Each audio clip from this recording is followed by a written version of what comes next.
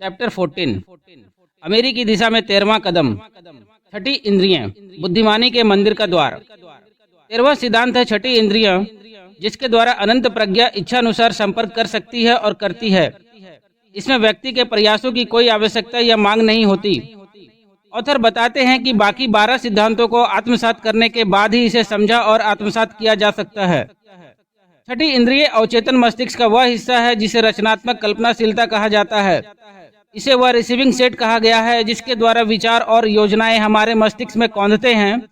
इन कौंधों को कई बार प्रेरणा या आभास कहा जाता है। छठी इंद्रियों की समझ सिर्फ साधना के द्वारा आती है और अंदर से मस्तिष्क को विकसित करने के माध्यम से आती है।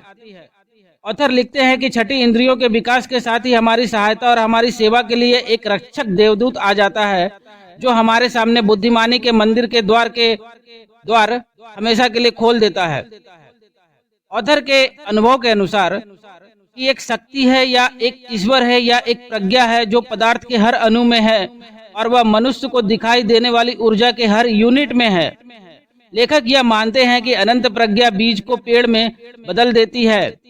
गुरुत्वाकर्षण के नियम के कारण पानी को पहाड़ से नीचे बहाती है, दिन के बाद रात को लाती है और गर्मी के बाद जाड़े को, जिसमें से हर एक की सही जगह है और दूसरों के साथ उसका उचित संबंध है। यह प्रज्ञा इस फिलॉसफी के सिद्धांतों के द्वारा इच्छाओं को मूर्त या भौतिक रूप में रूपांतरित करने में सहायता प्रदान करने के लिए प्रेरित की जा सकती है। ऑथर को यह ज्ञान है क्योंकि उसने इसका प्रयोग करके देखा है और इसे खुद अनुभव किया है। एक वर्ड की परिभाषा बताते हैं, hero worship means a feeling of extreme admiration for someone, imagining that they have qualities or abilities that are better than anyone else. अब ऑथर बताते हैं कि महान लोगों को अपने जीवन को आकार देने दें। वे बताते हैं कि जब वे हीरो वर्शिप की उम्र से गुजर रहे थे तो वे अपने आप को उन लोगों की नकल करते देखते जिनसे वे प्रभावित थे। यही नहीं, उन्होंने पाया कि आस्था के तत्व ने जिनके द्वारा वे अपने नायकों की नकल करने का प्रयास कर रहे थे, उन्हें यह सफलतापूर्वक करने की महान क्षमता दी। ऑथर ने हीरो वर्शिप की आदत को अपने जीवन में हमेशा बरकरार रखा।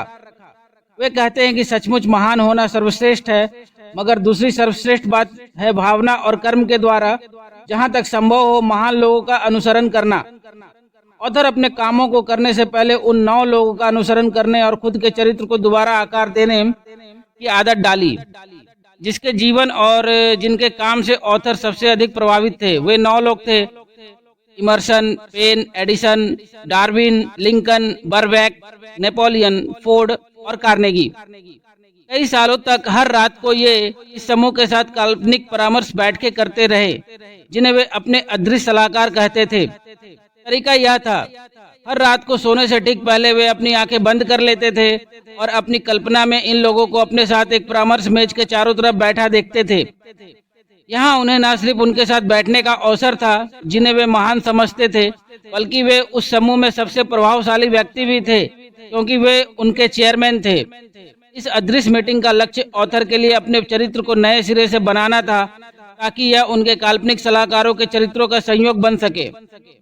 ऑथर जानते थे कि अगर उन्हें अज्ञान और अंधविश्वास के माहौल में जन्म लेने की बाधा को पार करना था तो उन्हें इस अदृश्य मीटिंग के तरीके से स्वैच्छिक पूर्ण जन्म लेना होगा। ऑथर जानते थे कि सभी व्यक्ति अपने प्रबल विचारों और इच्छाओं के कारण ही वैसे बनते हैं जैसे वे होते हैं। वे जानते थे कि गहराई में बैठी हर इच्छा यह प्रभाव डालती है कि इंसान उसकी बाहरी अभिव्यक्ति चाहता है जिसके द्वारा उस इच्छा के यथार्थ में रूपांतरित किया जा सके।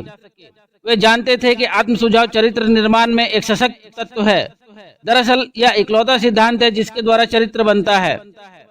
ऑथर बताते हैं कि इस काल्पनिक परामर्श बैठकों में मैंने अपने कैबिनेट सदस्यों से वह ज्ञान चाहा जो मैं उनसे चाहता था। मैंने हर सदस्य से सुनाई देने वाले शब्दों में स्पष्ट रूप से कहा, मिस्टर इमर्सन, मैं आपसे प्रकृति की अद्भुत समझ हासिल करना चाहता हूँ जो आपके जीवन की पहचान है। मैं आपसे आग्रह करता हूं कि आप मेरे अवचेतन मस्तिष्क में वे सारे गुण दाखिल कर दें जो आप में थे, जिनकी वजह से आप प्रकृति के नियमों को समझ पाएं और खुद को उनके अनुरूप ढाल पाएं। मिस्टर बर्बैक, मैं आपसे आग्रह करता हूं कि आप मुझे वह ज्ञान प्रदान करें जिसने आपको प्रकृति के नियमों से तालमेल बनाने में समर्थ बनाया, जिसके द्वारा आपने कैक्टस के कांटों को दूर हटाने के लिए और इसे एक भोज्य पदार्थ बनने के लिए प्रेरित किया। मुझे उस ज्ञान तक पहुंचा दें जिसने आपको वहां पर घास के 2 तिनके उगाने में समर्थ बनाया जहां पर पहले एक ही तिनका घास उगती थी। नेपोलियन, मैं आपसे वह अद्भुत योग्यता हासिल करना चाहता हूँ जिसके द्वारा आप लोगों को प्रेरित किया करते थे और उनसे अधिक संकल्प से अधिक महान कर्म करवाते थे। मैं आपसे सतत आस्था का भाव भी हासिल करना चाहता हूँ जिसने आपको पराजय को विजय में बदलना सिखाया और ऊंची बाधाओं को पार करना सिखाया। मिस्टर पेन, मैं आपसे विचार की स्वतंत्रता हासिल करना चाहता हूँ, वह साहस और स्पष्टता जिसके द्वारा आप अपने विश्वास को अभिव्यक्त करते थे, जिनके कारण आपकी पहचान बनी। मिस्टर डार्विन, मैं आपसे अद्भुत धैर्य और पूर्वाग्रह या पक्षपात के बिना कारण और परिणाम का अध्ययन करने की योग्यता हासिल करना चाहता हूं, जो आपने प्राकृतिक विज्ञान के क्षेत्र में साबित की है।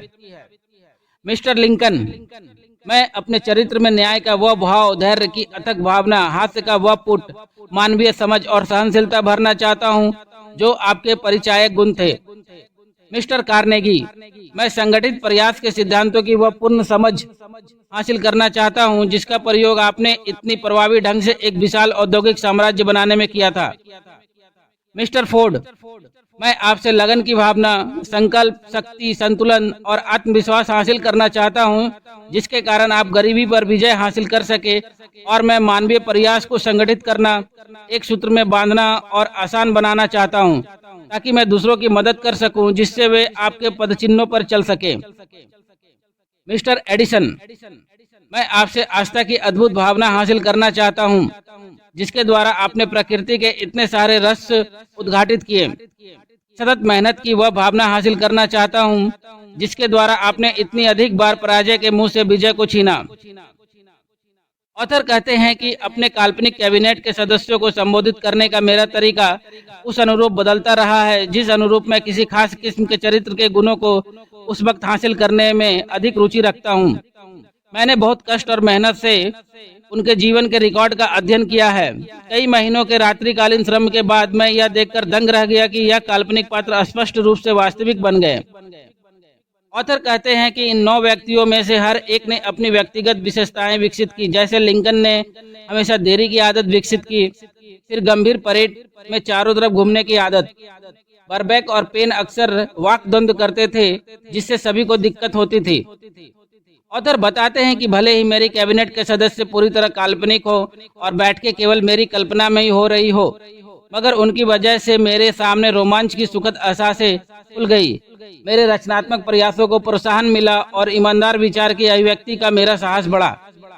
अंत में ऑथर बताते हैं कि मस्तिष्क में कोशिका विन्यास के बीच में कहीं पर एक ऐसा अंग है जो उस विचार के कंपनों को प्राप्त करता है जिसे आभास कहा जाता है।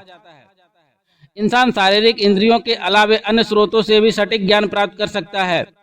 यह ज्ञान सामान्यतः तब प्राप्त होता है जब मस्तिष्क किसी असाधारण प्रेरणा के प्रभाव में काम करता है। ऑथर बताते हैं कि अदृश्य परामर्शदाताओं की मेरी बैठक में मैंने पाया कि मेरा मस्तिष्क उन विचारों और ज्ञान को अधिक ग्रहण करने की स्थिति में है जो छठी इंद्रियों के माध्यम से मुझ तक पहुँचते हैं। दर्जनों अवसरों पर मैंने आपातकालीन स्थितियों का सामना किया।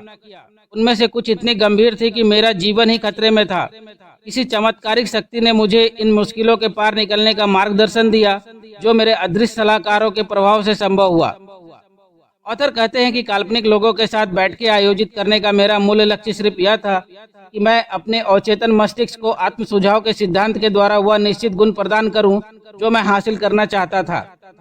अब मैं अपने काल्पनिक परामर्शदाताओं के पास हर कठिन समस्या को ले जाता हूं जो मेरे या मेरे क्लाइंट्स के सामने आती है। परिणाम अक्सर आश्चर्यजनक होता है। हालांकि मैं पूरी तरह से परामर्श के इस स्वरूप पर निर्भर नहीं करता हूं। अंत में समस्त उपलब्धि का शुरुआती बिंदु इच्छा है। अंतिम बिंदु उस किस्म का ज्ञान है जो समझ की ओर ले जाता है। खुद की समझ, दूसरों की समझ, प्रकृति के नियमों की समझ, सुख की समझ। इस तरह की समझ पूरी तरह सिर्फ तभी आती है जब आप छठी इंद्रियों के सिद्धांत से परिचित होते हैं और इसका प्रयोग करते हैं। अंत में ऑथर कहते हैं कि इस बुक के सिद्धांतों के द्वारा अंततः हम अपने आप को एक ऐसी शक्ति का स्वामी पाएंगे जो निराशा को दूर फेंकने में, डर को परास्त करने में, टालमटोल को छोड़ने में और अपनी कल्पनाशीलता का अधिक मुक्त उपयोग करने में हमको सामर्थ्य बनाएगी। तब हमको लगेगा कि हमने उस अनजान किसी चीज को छू लिया है जो एक सच्चे महान चिंतक, लीडर, कलाकार, संगीतकार, लेखक आदि के पास होती है। तब हम अपनी इच्छाओं उनके भौतिक या आर्थिक समतुल्य में उतनी ही आसानी से रूपांतरित करने की स्थिति में होंगे जितनी आसानी से हम विरोध का पहला चिन्ह देखते ही पहले घुटने टेक देते थे और मैदान छोड़ देते थे। इस प्रकार यह चैप्टर समाप्त होता है। Thank you.